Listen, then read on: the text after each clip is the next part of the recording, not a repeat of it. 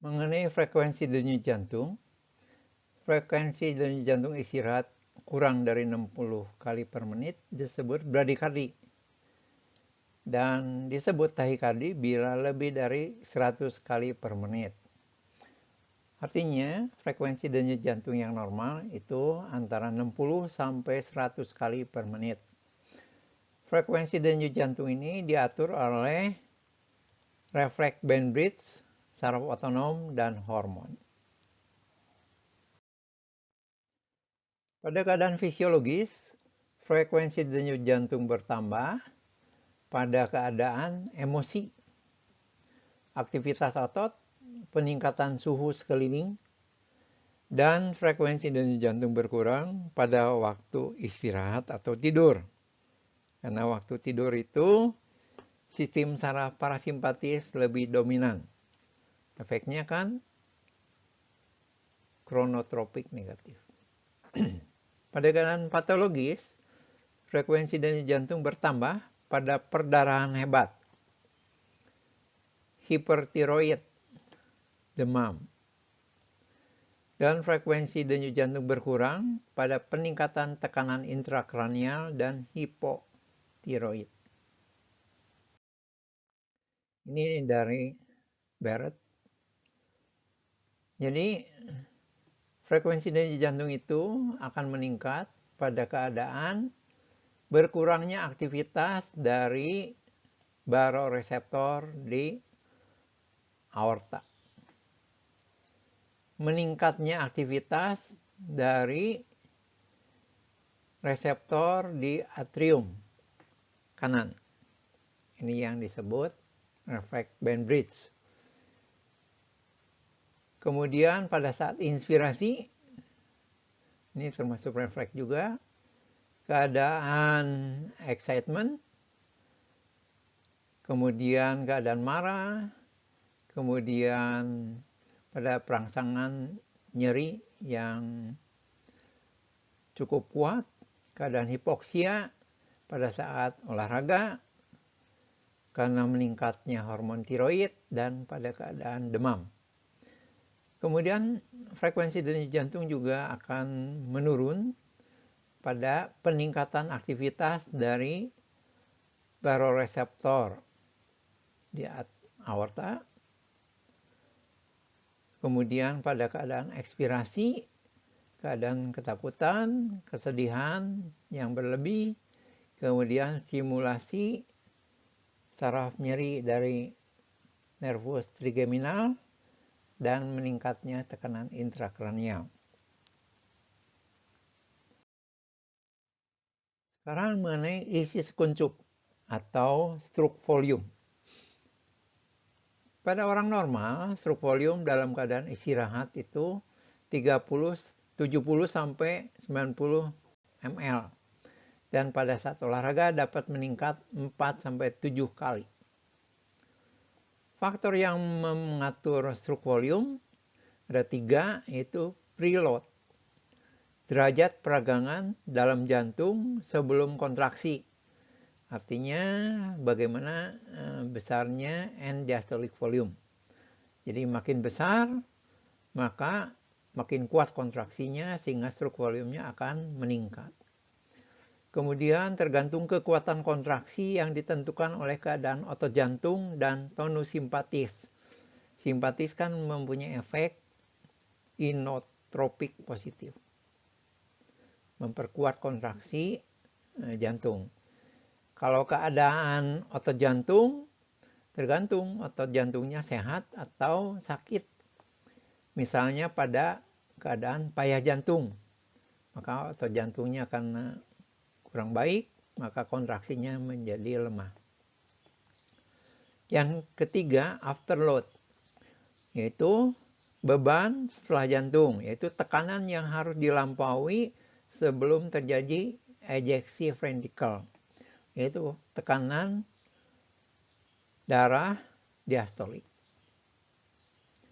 Makin besar tekanan darah diastolik, maka untuk mengatasinya, maka kekuatan kontraksinya harus diperbesar. Bagaimana caranya? Itu dengan terjadinya hipertrofi dari ventrikel. Sekarang kita bicarakan mengenai curah jantung atau cardiac output. Definisinya adalah sejumlah darah yang dipompakan dari ventrikel kiri ke aorta per menit. Jadi cardiac output dari ventrikel kiri dan kanan itu harus sama. Ya, dan normalnya memang sama, ya. Kalau tidak sama, nanti akan terjadi bendungan. Nama lainnya adalah minute volume. Karena dipompakan per menit berapa banyak. Rumusnya, cardiac output sama dengan venous return kali heart rate. Kalau stroke volume-nya meningkat, maka cardiac output-nya akan meningkat. Kalau heart rate-nya meningkat, maka cardiac output akan meningkat. Stroke volume yaitu banyaknya darah yang dipompakan ventrikel kiri setiap kali sistole. Cardiac output normal itu pada pria dewasa yang sehat itu dalam keadaan istirahat sekitar 5,6 liter per menit. Wanita itu 10-20% lebih rendah. Karena kita tahu jantung wanita atau perempuan itu relatif lebih kecil daripada yang laki-laki. Curah jantung ini meningkat sebanding dengan luas permukaan badan. Jadi pada orang yang gede badannya, cardiac output-nya juga lebih besar. Kita kenal cardiac index, yaitu cardiac output dibagi luas permukaan badan dalam meter persegi. Misalnya luas permukaan badannya 1,7 meter persegi, cardiac output-nya 5,6 liter per menit, maka cardiac index itu 5,6 liter per menit dibagi 1,7 meter persegi sama dengan 3,29 liter per menit per meter persegi. Cardiac index itu tergantung juga pada umur. Makin besar bertambah usianya atau makin tua, cardiac index-nya akan makin kecil. Sekarang mengenai pengendalian atau pengaturan cardiac output. Yang pertama ada mekanisme intrinsik, yaitu hukum Starling. Hal ini untuk mempertahankan cardiac output sama dengan venous return. Jadi, pada saat venous return-nya meningkat, maka stroke volume akan meningkat. Karena hukum Starling tadi, ya. Akibatnya cardiac output meningkat. Nah, hal ini penting untuk mencegah terjadi bendungan di dalam pembuluh darah dalam tubuh.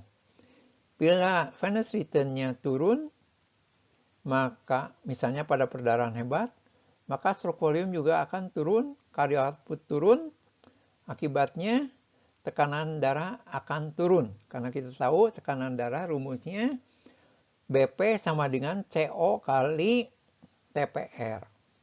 Jadi kalau cardiac output-nya turun, maka tekanan darahnya akan turun. Ini kita bisa melihat di grafik ini, bila N diastolic volume-nya meningkat, maka stroke work-nya juga akan meningkat. Karena terjadi peregangan otot jantung sehingga kontraksinya akan bertambah. Yang kedua, mekanisme ekstrinsik yang mengatur cardiac output, yaitu susunan saraf simpatis. Pada saat perangsangan simpatis, maka terjadi efek kronotropik yang positif. Frekuensi denyut jantungnya akan meningkat. Selain itu, kekuatan kontraksi akan meningkat karena efek inotropik yang positif. Jadi stroke volume-nya akan meningkat. Jadi pada perangsangan simpatis, cardiac output itu meningkat cukup banyak, ya, karena heart rate-nya meningkat, stroke volume-nya juga meningkat. Cardiac output ini akan menurun bila frekuensi denyut jantungnya lebih dari 170 kali per menit. Dan akibatnya cardiac output akan turun, tekanan darah akan turun. Jadi hati-hati pada tahikardia yang hebat, tekanan darah akan turun dan bisa pingsan orangnya. Demikian juga cardiac output menurun pada saat frekuensi denyut jantung kurang dari 40 kali per menit. Maka cardiac output akan turun, tekanan darah turun, dan juga bisa pingsan orangnya. Ya. Pada keadaan bradykardia yang ekstrim ini, orangnya perlu dipasang pacemaker. Keadaan-keadaan yang menurunkan cardiac output fisiologis itu perubahan posisi dari berbaring ke berdiri. Penurunannya bisa sampai 30%. Jadi hati-hati pada orang tua. Ya, misalnya malam ingin buang air kecil. Jadi dari berbaring jangan langsung berdiri. Maka cardiac output akan turun, tensinya akan turun dan bisa jatuh orangnya. Jadi setelah berbaring duduk dulu.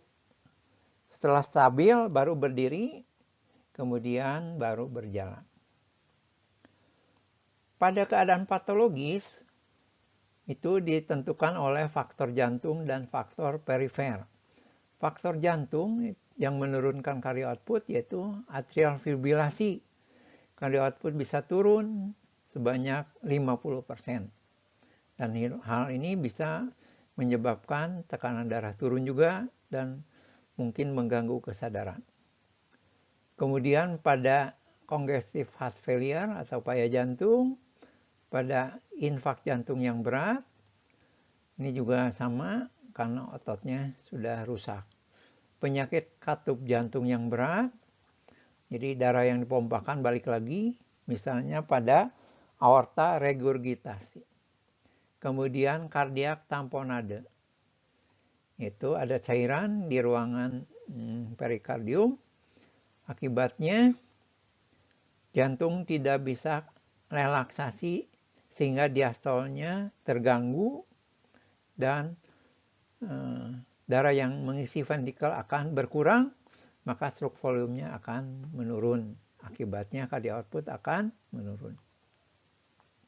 Faktor perifer yaitu volume darah, misalnya perdarahan hebat, maka venous return akan turun.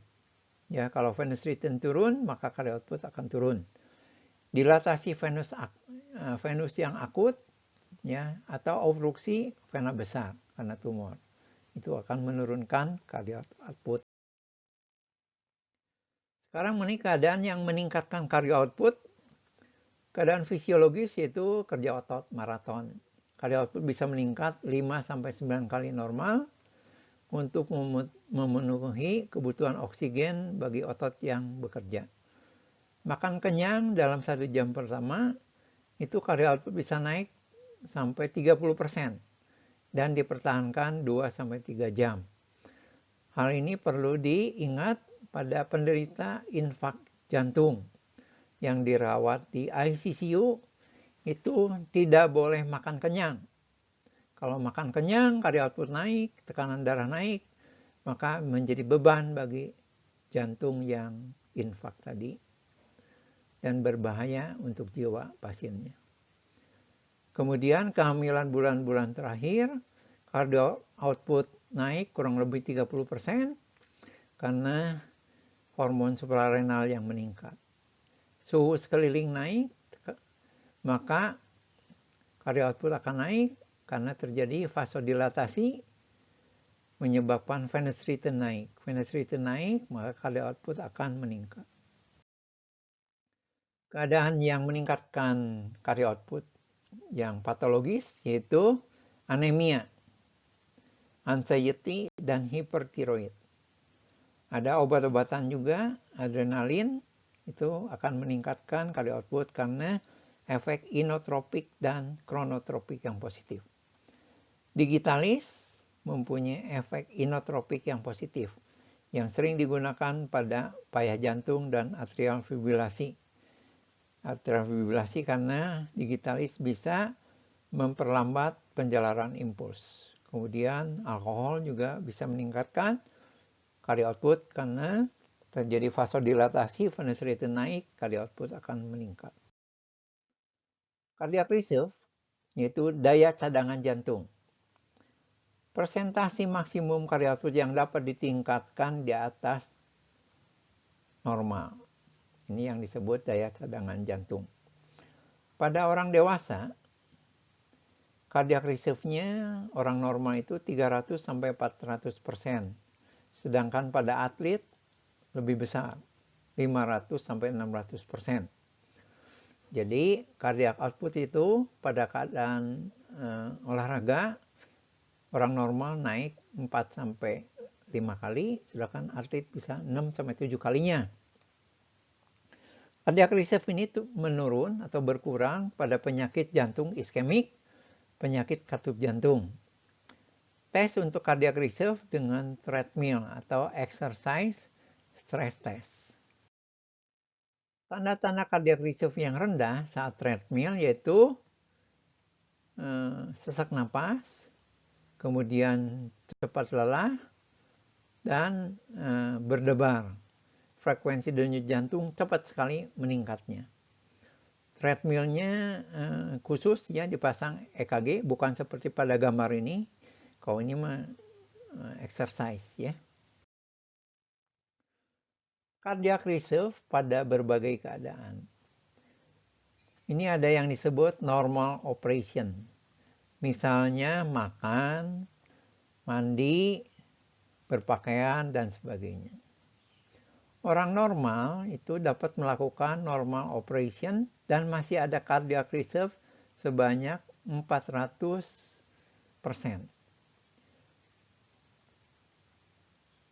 Pada atlet, cardiac reserve-nya bisa sampai 600%.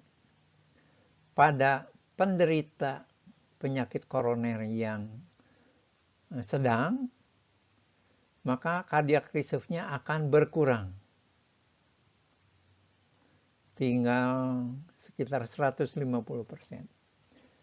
Pada orang yang penyakit koroner yang berat, apalagi infak, maka untuk normal operation saja tidak bisa dilakukan. Makanya orang ini harus dirawat. Tidak bisa mandi sendiri. Karena misalnya kalau mandi sendiri, apalagi pakai gayung, ya baru juga buka pakaian, sudah ngos-ngosan. Ya. Harus tunggu dulu sebentar, baru membasuh. Baru satu gayung sudah ngos-ngosan. Tunggu dulu. Makanya harus dirawat. Dan berbahaya kalau misalnya mandi sendiri. Ya. Karena kebutuhan oksigen untuk jantung akan berkurang lebih banyak. Pada penyakit difteri juga sama. Karena dia mengeluarkan kardiotoksin yang menyerang otot jantung. Sehingga kerja jantung otot jantung menjadi kurang baik. Maka cardiac reserve-nya juga akan berkurang. Demikian juga pada penderita kelainan katup jantung. Ya. Yang ringan masih ada cardiac reserve, yang berat sudah hilang cardiac reserve-nya. Oke, sampai di sini. Ya, tetap belajar dengan senang. Ya. Dan stay healthy dan stay safe. Minggu depan atau waktu berikutnya kita akan bicara mengenai elektrofisiologis yang mendasari perekaman EKG.